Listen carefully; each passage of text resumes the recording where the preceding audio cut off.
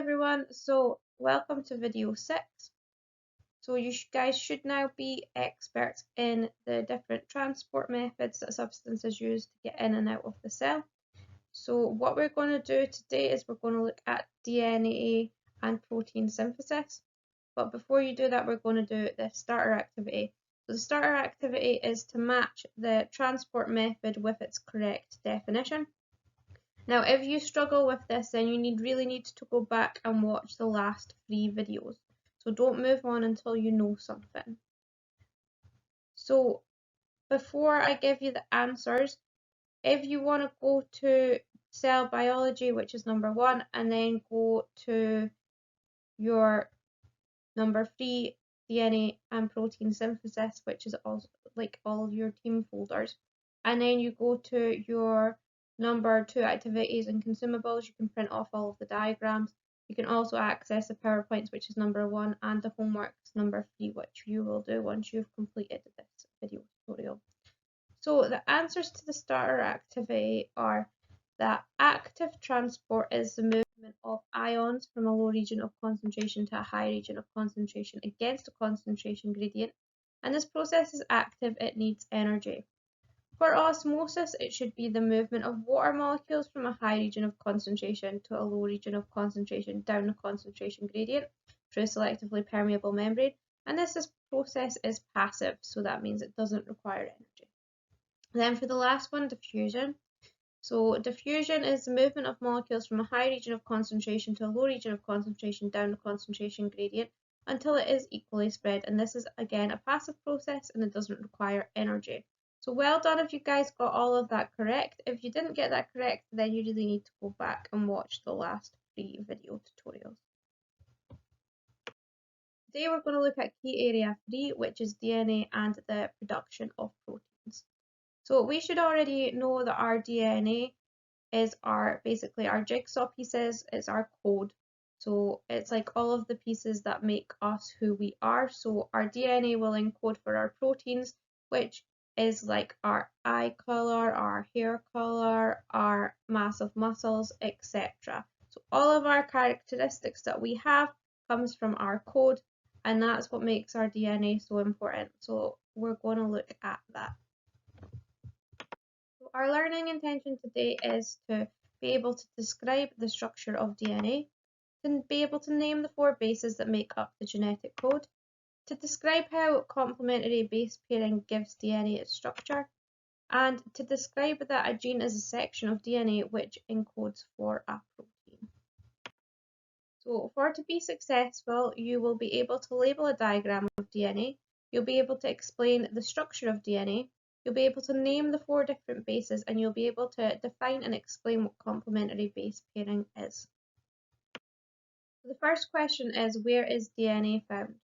So from cell structure and function, we should know that a plant cell, an animal cell, and a fungal cell all contain these things called nucleuses, which contain our DNA, and their function is to control cell activities.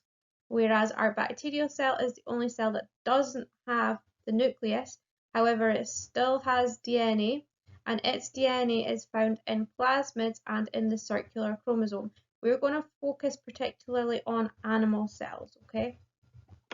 So in an animal cell, DNA is found in the nucleus of the cell, and chromosomes are made of DNA. So there's a picture of our animal cell, and in our nucleus we have these chromosomes. They're usually X shapes, and these chromosomes are made up of your DNA. So your DNA can be about 2 meters in size. So if you imagine 2 meter sticks together, that is quite a long length for DNA to be. And we know that it's found in this nucleus, which is tiny. It's smaller than the size of a pin, because if you think of like any animal or plant cell, you had to look through a microscope to see that.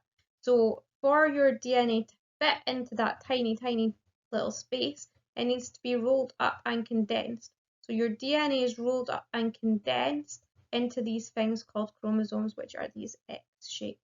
So you would want to take a note on this. So you'd want to write that DNA is found in the nucleus of the cell, and chromosomes are made up of DNA. So as we have said, Chromosomes are composed of DNA. DNA stands for deoxyribonucleic acid. DNA consists of a great many genes, and a gene is a single part of DNA that carries the information for a single characteristic, for example, our eye color. Humans' DNA is made up of about 30,000 different genes, and these genes make up our genome. So we would want to make a note of this. So genes code for proteins. So as we said, DNA carries the genetic information for making proteins, and a gene is a section of DNA which codes for a protein. So not all of the DNA codes for a protein, it's only specific sections of the DNA which will encode for a specific protein, which will encode for a characteristic like eye color, hair color, and so forth. So you get different types of proteins, which are some of them are at the bottom there. So you've got keratin, collagen, enzymes, and hormones. And we'll go into proteins in the next video tutorial. So remember to note down that DNA carries the genetic information for making proteins, and a gene is a section of the DNA which codes for a protein. So a little bit of history about DNA. So the discovery of the structure of DNA was in 1953, and it is credited to the above people. So Crick, Watson, and Wilkins received the Nobel Prize for Medicine in 1962 for their discovery, and unfortunately Franklin had died in 1958, and the award is not awarded after death. So she didn't get the award, but the other people did. However, she is one of the most famous scientists in history. So a lot of the time in National 5, you'll be asked what is the structure of DNA, and you need to be able to write that DNA consists of two strands, so it's double-stranded. It's twisted together into what is known as a double helix. So double-stranded and double helix are your two key words. So it's two strands and it's twisted together into a double helix. And a helix is just basically a spiral. So the strands are held together by a series of complementary bases, and we'll go into what is meant by complementary bases in a minute. So this is DNA over here. So you can see it's double helix shape, it's spiral. So its two strands would be your green things that are going down the side, and then the blue parts in the middle of the DNA, the little ladders basically, are what are called its bases. So you want to make a note on this just now. So the structure of DNA would be DNA consists of two strands twisted together into a double helix, and the strands are held together by a series of complementary bases. So this is just another image of your DNA. So we have our double helix structure over here, and then that is it basically flattened there, so you can see it more clearly. Now we should notice something about the colours. So there's a pattern to the colours. So we've got our phosphates. This part here is our backbone. Okay, so our DNA backbone, which is our phosphate. And then we've got our deoxyribose sugar, and we've got our paired bases. So about our bases, we should notice that there's a weird thing going on. So blue is always with pink, it's never with green or red. And green is always with red, it's never with blue or pink. So if you can see the letters, I don't know if you can see them very clearly, but T is always with A and G is always with C, and that will become important in a minute. So you've got your DNA, which is your double helix, which we've already made a note on. So you guys should have this diagram here, and you should be able to label it now. So you've got your backbone of your DNA, you've got your base pairs of your DNA, and you know that is the double helix structure. So what you guys would normally do if you were in class is you would color your A's all one color, and then you would color your T's all one color, and then you'd color your G's all one color, and then you'd color your C's a different color.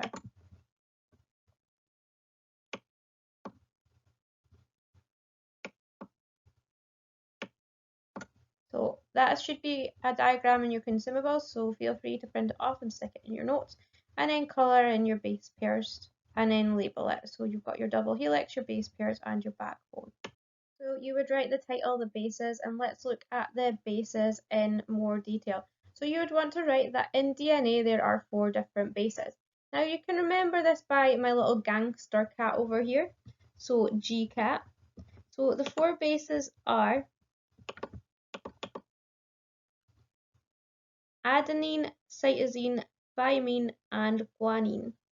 So you need to remember adenine, cytosine, thymine, and guanine. You also need to be able to spell them correctly, okay, especially thymine, because if you spell it wrong, it can mean a different molecule and you will not get your mark for it. So you might want to write out the 4 bases a few times, or you might want to say them a few times, or you might want to say how they look. So instead of saying adenine, you could say adenine, cytosine, thymine, and guanine. Okay, just so it makes the spelling a bit easier. So trying to learn these 4 different bases. So looking at the bases in more detail, we noticed that as we went up the ladder, there was 2 colours that always matched. So the bases always pair up in the same way. Okay, there's a specific order to them. So as you can see by the letters GCAT, guanine always base pairs with cytosine and adenine always base pairs with thymine. So you want to write a note on that. So you want to write that. You could write it in the order of GCAT if it helps, okay? But guanine always base pairs with cytosine, which would be your GC, and then adenine always base pairs with thymine. Okay, they can't combine in any other ways. They are together forever. Okay, so adenine can only base pair with thymine. It doesn't like guanine or cytosine. And guanine and cytosine love each other. They are not going to ever base pair with thymine and adenine. They do not like each other. So the fact that guanine and cytosine always base pair together and adenine and thymine always base pair together is known as complementary base pairing. So these are known as complementary base pairs. So can you write that these are known as complementary base pairs?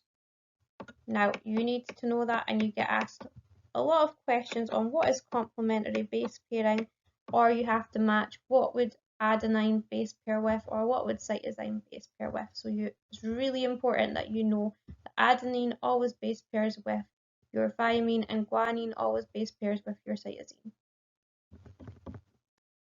Now if you pause the video and go to this link, it is of our wrap and it will help you to remember the order of guanine, cytosine, adenine and thymine.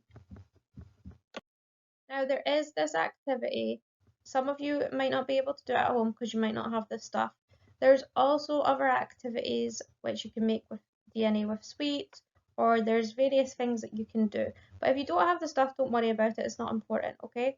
So basically you'd make DNA with pipe cleaners, cocktail sticks, sweets and beads, etc. So you'd want to make sure that you formed a double helix, so the spirally type thing, and you'd want to make sure that you had different colours for cytosine, guanine, thymine and adenine. And then you'd always have guanine base paired with cytosine and thymine always base paired with adenine.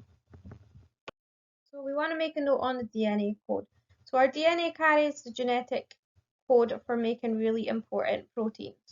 So the DNA sequence of bases code for the order of amino acids, and amino acids are the building blocks of protein. So amino acids join together to make a protein, and the sequence of amino acids determines which type of proteins get made. So you've got your DNA code here, and then you'll have something called mRNA, which we're going to learn about in a wee while. And then you have each of these 3 bases of your mRNA will then code for amino acids, and your amino acids will line up in a specific order, and then your amino acids will join together to give you a protein, which might be an enzyme, it might be an antibody, or it might be a hormone. So you want to take a note on this. So your sequence of bases in your DNA is extremely important, and you want to make a note on this. So all organisms have DNA, and all organisms' DNA is unique to each organism, and that is why the police or firefighters, etc., will be able to use your DNA to sequence who has, for example, committed a crime, or if there's a body, to identify whose body it is, because each person's DNA is unique. So your DNA's sequence or order of bases gives the genetic instructions, and this sequence is the genetic code and controls an organism's inherited characteristics, because it controls the proteins which control like your eye color, your mass of your muscles, etc. So you want to make a note on this. So all organisms have DNA. Each organism has DNA which is unique. It is the sequence order of bases that gives the genetic instructions, and these sequences that have the genetic code control the organism's inherited characteristics. This is just a little activity to help you understand how it works. So each group of 3 bases is called a codon. So write out the DNA strand below and mark out each codon. So we've got our DNA written out.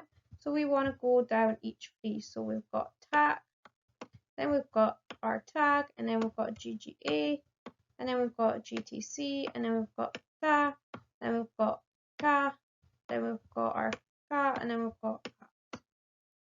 So we'd want to split it into our 3s. So that would be our answer there, and this DNA strand contains 8 codons, so just our 3 bases. Our DNA codes to make protein, and proteins are made from amino acids. So every codon codes for 1 amino acid.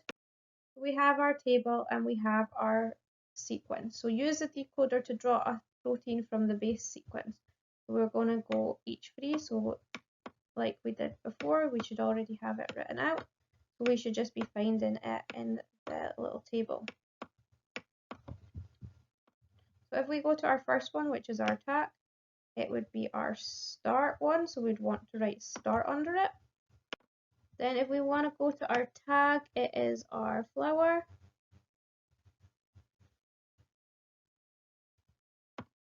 Then we want to go to GGA, which is our pentagon. Then we want to go to GTC. So GTC is our mirror.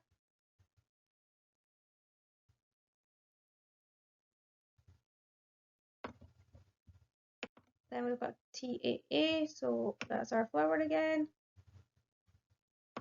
And then we've got CCA this time. So CCA is our lip.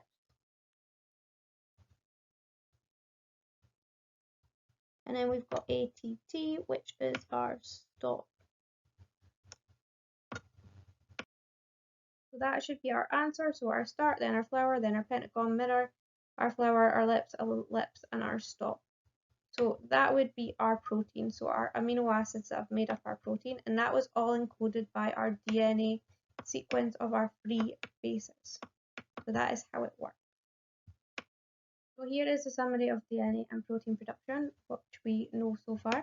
So we have our DNA, which has got our sets of bases on our DNA, and these sets of bases, they encode and code for an mRNA strand, and 3 bases on this mRNA strand then encode for an amino acid, and your amino acids line up in order of the mRNA strand, and then your amino acids join up and they form a protein molecule. So here is your 64 code words and your different amino acids in real life. So for example, UUU would encode for phenylalanine. Now you can see that your amino acids can be encoded by more than one sequence of DNA. So there's more DNA than there is amino acids. So that's important. So there's more genes and DNA than there is amino acids. Now you do not need to know the codes and you don't need to know the names of the amino acids. So questions that you're likely to see in the National 5 biology exam would be: describe how the DNA code to make an enzyme would differ from an antibody. Or you might get a question of why is the DNA code different from human to human, or you might get a question of why is DNA code in this protein different to the code in this protein? So for this, you have to answer it about the bases of the DNA. So everybody's bases are different. So we've got a different sequence or order of bases. Okay, so we have obviously all got our 4 bases, but they're always in a different order or sequence. So the answer to this question would be the enzyme code would have a different sequence of bases to the antibody. So the key thing about answering these questions is that you write that there is a different sequence of bases. So a different sequence of bases. So we know that from cell structure and function that the nucleus controls cell activity. So explain how DNA controls cell activity is the question. So the way that you would explain this is that we know that our DNA has this specific sequence or order of bases which encodes for a protein. So DNA determines the sequence, the structure and the function of proteins, including enzymes. And proteins, including enzymes, control cell activities. So that is how DNA and also how your nucleus controls cell activities. So DNA determines the sequence and structure and function of proteins, including enzymes, and proteins, including enzymes, control cell activities. So we should now basically know that DNA has its double helix structure and it's double-stranded, and we should know that it's got its 4 bases: guanine, cytosine, adenine and thymine, and guanine always base pairs with cytosine and adenine always base pairs with thymine.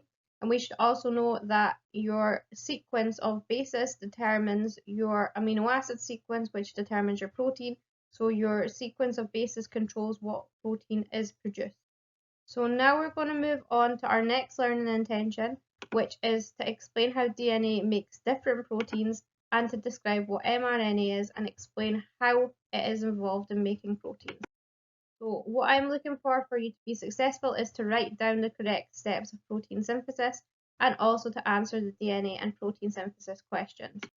So what is this thing called mRNA? So mRNA stands for messenger RNA. So our little M stands for messenger, and we've got a big RNA, which stands for ribonucleic acid, just kind of like your DNA.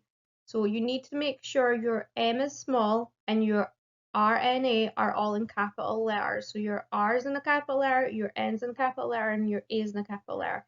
If you put all of it lowercase or you put all of it in capital letters, then you will not get your mark. So it's important that you have a little M and a big R, a big N, and a big A.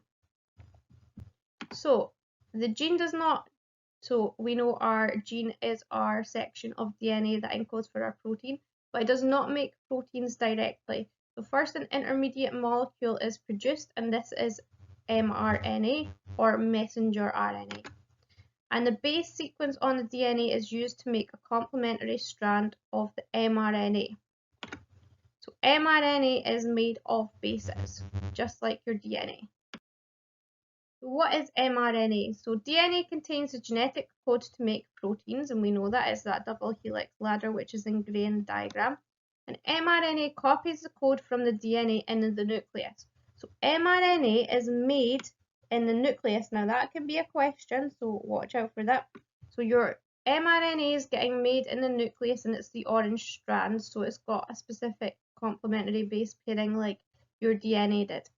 So your mRNA then, after it gets the code of the DNA, it carries that code out of the nucleus and through the cytoplasm, and then it meets a ribosome. And we know that our mRNA is made out of bases, just like our DNA is made out of bases. But our mRNA is single-stranded, it's not double-stranded like our DNA. So our mRNA carries the code out of the nucleus. This is because we don't want our DNA to go out of the nucleus and get mutated or destroyed or changed or altered. We want our DNA to stay in the nucleus so it's nice and safe, so that it's harder for anything to happen to it, because we want to protect it. We only want that section of DNA to go to the ribosome so it can make the specific protein that we need at that period of time. We don't want to risk our DNA being damaged. So that is why our DNA code will encode for our mRNA code, so our messenger RNA, which will read the code. It will make a complementary strand. It will then take the code out of the nucleus into the cytoplasm, and then it will find a ribosome. So after we've made our note on mRNA, we want to make our note on how proteins get made. So DNA has the code for the protein and the genetic information for the protein salivary amylase, which is an enzyme. So we've got our DNA and it's in our double helix. And then our DNA has to then open so that our mRNA can copy the DNA code inside the nucleus. So our first stage is our mRNA copying the DNA code inside the nucleus. So mRNA is made in the nucleus. Then our mRNA moves out the nucleus into the cytoplasm and the code is carried to our ribosome. Now we know that ribosomes from the first video tutorial are the site of protein synthesis, and this is why. So at a ribosome, amino acids line up in order of the sequence. Okay, so in order of the bases code. And amino acids then join together to make a protein. So that is how your protein is made. So you've got your mRNA copies your DNA with a complementary strand. Then your amino acids line up in order of your mRNA bases, and then they produce a protein.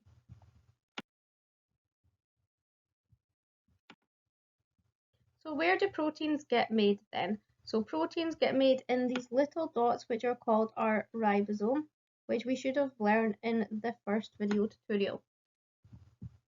But where is our mRNA getting made? Well, our mRNA is getting made in our nucleus. So mRNA is made in the nucleus and proteins are made at the ribosome. And you need to know that because it is a common question. So we want to now write a note on different types of proteins. So the order of amino acids, which is determined by the code of the mRNA, which is determined by the DNA code. So the order of amino acids determines the shape and function of the protein produced. So the structure of the protein is important for its function, and they have specific shapes, and we'll go into this in the next video tutorial in more detail. So structural can be found in the cell membrane, so we know that we've got protein channels in the cell membrane. Enzymes, so e.g. salivary amylase, which breaks down starch in our mouth, and hormones, e.g. insulin, so that regulates our blood sugar levels, and antibodies to fight infections. So we need to know that the order of amino acids determines the shape and function of the protein produced. And the order of the amino acids is determined by the bases in the mRNA, so the sequence of bases in the mRNA, which is determined by the sequence of bases in the DNA. So everything is determined by the sequence of bases. Okay, so to summarize everything that we've just said, so you've got your DNA molecule here, which is your double-stranded double helix, and you've got your complementary base pairs. So first, if we wanted to get a protein, so we need a section of DNA that encodes the protein. So first we've got to expose it. So the strands of the DNA molecule separate, exposing the bases on one strand. And then your mRNA is going to have to come in, so your messenger RNA, like a text message, is going to have to come in, and it's going to form a complementary strand with a complementary sequence, okay? So after we've got that, our bases obviously line up in complementary order, and then our mRNA can then take it to the ribosome. So the mRNA strand leaves the nucleus and takes it to the ribosome. So each group of 3 bases can then code for an amino acid, so the amino acids will line up in order of your mRNA sequence. And then the mRNA attaches to a ribosome, and the RNA is used to construct a molecule of protein. So your amino acids line up in order of your mRNA bases, and then they join together to form a protein. So in the exam, you might get asked to put stages of protein synthesis in order, or you might get asked a 4-mark question where you have to say all of the stages of protein synthesis. So it's important that you're able to know them and recite them. So I'll give you a couple of minutes to try to put the stages of protein synthesis in order. So you could pause the video just now, and then you can start playing so I can give you the answers. So the answer would be for the first one that your DNA has the code for the protein, so would be your gene because it encodes for a protein, so that would be number 1. Right, then we need number 2. So our number 2 is where our mRNA is going to get made. So number 2 would be mRNA copies the DNA code inside of the nucleus. So mRNA is made in the nucleus. And then we would want to put the mRNA carries the code from the nucleus to the ribosome. So remember, it's a complementary code. And then we would want to put that at a ribosome, amino acids are placed in order relating to the sequence of the code. So your amino acids are going to line up in order of the mRNA sequence of bases. And then your amino acids are finally going to join together to make a protein. So your DNA base sequence is going to encode and be complementary to your mRNA sequence, and then your mRNA sequence is going to cause your amino acids to line up in the correct order of that sequence, and then your amino acids are going to come together to make your protein. So that is your protein synthesis in the correct order, so you can pause that and write it down. So DNA has the code for protein, e.g. salivary amylase. mRNA copies the DNA code inside the nucleus. The mRNA carries the code from the nucleus to a ribosome. At a ribosome, amino acids are placed in the order relating to the code, and then amino acids join together to make a protein. So there are 2 videos here which show you protein synthesis. The one at the bottom is probably the most useful, so it's on the National 5 bite-sized page. So having a look at some SQA questions that have been taken from exam papers, so I'll show you the questions first and then I'll go over the answers with you. So the DNA present in a chromosome carries information that determines the structure and therefore the function of is it A lipids, B bases, C carbohydrates, or D proteins. Then the DNA in a chromosome carries information which determines the order of is it A proteins, B sugar, C amino acids, or D bases. Then the diagram below shows features of the ultrastructure of an animal cell. And then A is name the structure shown in the diagram which contains the cell's genetic information. Then 3b, the genetic information is encoded in DNA molecules, describes the structure of a DNA molecule. And C, DNA codes for the amino acid sequence in protein give 2 functions of proteins in cells. So let's go over the answers now. So for the first one, DNA present in a chromosome carries information that determines the structure and therefore the function of proteins. So it would be D. The DNA is a chromosome carries information which determines the order of C amino acids. And then the diagram below shows features of the ultrastructure of an animal cell. Name the structure shown in the diagram which contains the cell's genetic information. That would be your nucleus. The genetic information is encoded in DNA molecules, describes the structure of a DNA molecule. So it's a double-stranded double helix, and it contains the 4 bases: adenine, thymine, guanine, and cytosine.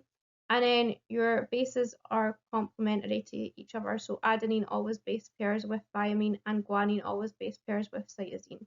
The DNA codes for the amino acid sequence in protein give 2 functions of proteins in a cell. So you could have put enzymes, you could have put hormones, you could have put antibodies, structural receptors, or carrier proteins in the membrane. So any 2. So here is some review questions. So where are chromosomes found? Is it A in the nucleus, B in the cytoplasm, or C in the cell membrane? This time the answers are going to pop up just now. So it's going to be in the nucleus, so it's going to be A. Well done if you got that correct. So the next question is, a part of DNA that carries the code for a particular characteristic is called A ladder, B base, or C a gene. It would be a gene. So well done if you got that correct. DNA stands for A deoxyribonucleic acid, B deoxyribonucleic alkali, C don't know the answer. It would be A deoxyribonucleic acid. So there's often problem solving questions in which you have to determine the number of base pairs. So we're just going to go through this so that if we come across a question, we know how to answer them. So if DNA is made up of 20% adenine, how many bases of thymine would there be? So we know that if we've got 20% bases of adenine, we know what base pairs with adenine. Oh, it is thymine. So the number of adenine bases is always going to equal the number of thymine bases because they always base pair together. So if there's 20% adenine, there's going to be 20% thymine. The next question, if DNA is made up of 40% adenine bases, how many cytosine bases would there be? Now we know that there's 4 base pairs, okay, because there's GCAT.